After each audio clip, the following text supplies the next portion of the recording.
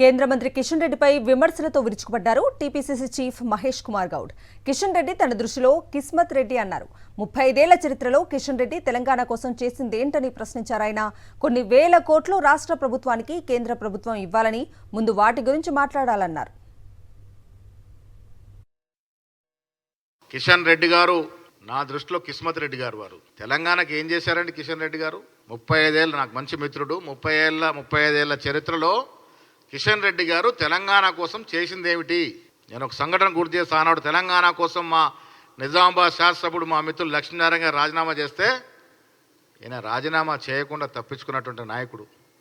ఈయన తెలంగాణ గురించి మాట్లాడుతూ ఉన్నాడు. ఇలా కొన్ని వేల కోట్లు కేంద్ర ప్రభుత్వం రాష్ట్ర ప్రభుత్వానికి ఇవ్వాల్సిన బకాయిలు ఉన్నాయి. కిషన్ రెడ్డి గారు, బండి సంజయ్ గారు దాని గురించి మాట్లాడండి. విభజన హామీలో చట్టపరంగా ఉన్న హామీలు కేంద్ర ప్రభుత్వం నెరవేర్చడం లేదు. దాని గురించి ఎందుకు మాట్లాడరు మీరు?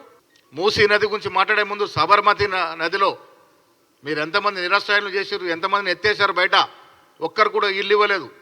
దాని గురించి ఎందుకు మాట్లాడరు? బీజేపీ పార్టీ బీద ప్రజల గురించి మాట్లాడే హక్కు లేదు.